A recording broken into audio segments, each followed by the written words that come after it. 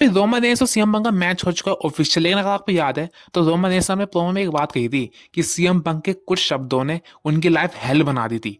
तो वो शब्द थे क्या, क्या था वो रियल लाइफ इंसिडेंट, इसके बारे में इस वीडियो में हम जानेंगे। तो भाई टाइम था 2013-14 का। सीएम पंक यहाँ पे बिल्कुल खुश नहीं थे डब्ल्यूडब्ल्यू के साथ, उन्होंने इन टाइम डब्ल्यूडब्ल्यू छोड़ भी दी थी। तो वो गए थे अपने बेस्ट फ्रेंड कोल्ड कबाने के पॉडकास्ट में, और वहां पर उन्होंने कुछ तीखे शब्द बोले थे रोमन रेंस के बारे में। तो बात ये थी कि एक मैच था सीएम पंक वर्सेस शील्ड का 3-on-1 हैंडीकैप मैच। उस मैच में सीएम पंक ने जीत तो दर्ज करी थी, लेकिन कैसे करी थी, रोमन रेंस ने डीन एम्ब्रोस को गलती से स्पीयर मार दिया था। उसके बाद सीएम पंक ने रोमन को बाहर फेंका और पिन कर दिया डीन एम्ब्रोस को। अब ये तो ठीक था, लेकिन भाई सीएम पंक ने रिवील किया कि विंस मैकमैन चाहते थे कि उस मैच में उन चारों बंदों में से रोमन रेंस को सबसे ज्यादा बलशाली यानी पावर हिटर दिखाया जाए, उनका कैरेक्टर सबसे ज्यादा स्ट्रॉन्ग दिखाया जाए।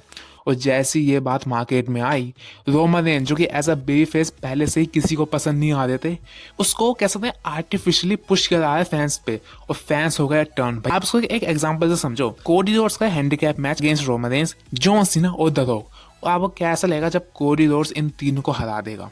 आप खुद सोचो कितना आपको, मतलब एज अ मैं मुझे होता ना तो मैं ये सोचता कि यार कोडी रोड्स को ऐसा नहीं करना चाहिए था, मतलब डब्ल्यू को ऐसा नहीं करना चाहिए था। भाई इतने बड़े बड़े सुपरस्टार इन तीनों को हरवा दिया, हम सब टर्न होते। तो यही सेम सिनेरियो हुआ था यहाँ पे रोमन रेंस के साथ भी, कि भाई उसको इतना ज़्यादा हेट मिला जो कि 2019 तक चला यहाँ पे।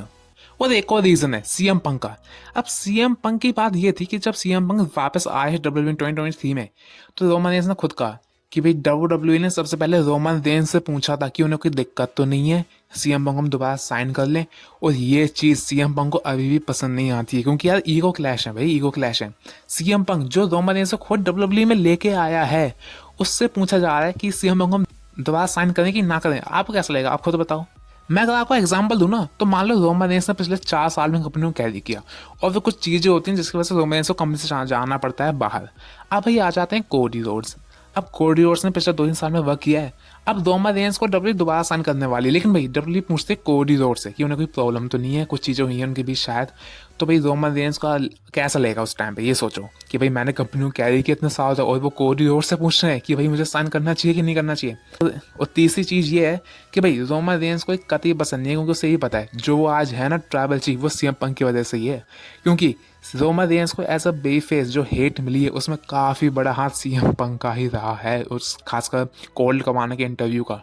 तो रोमन रेंस को ये पसंद नहीं है कि वो आज जो भी है ट्राइबल चीफ बना, वो बना सीएम पंक के उन शब्दों की वजह से। अगर सीएम पंक ने वो शब्द नहीं बोले होते तो रोमन रेंस को एज अ बे फेस कभी बू मिलता नहीं, अगर बू मिलता नहीं तो रोमन रेंस कभी हील बन के हमें एक कह सकते हैं जनरेशनल रन कभी ना दे पाते। तो भाई ये सारी चीज़ें मिला के इस राइवलरी को एकदम मसालेदार बना रही है, उसमें पर्सनल टच भी जोड़ रही हैं।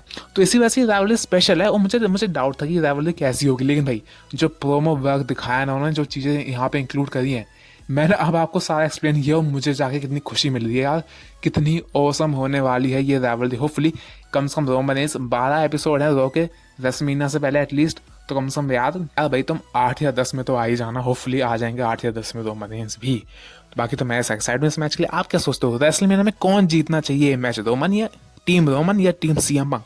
कमेंट से बताओ। जब तक के लिए आई लव यू गाइज।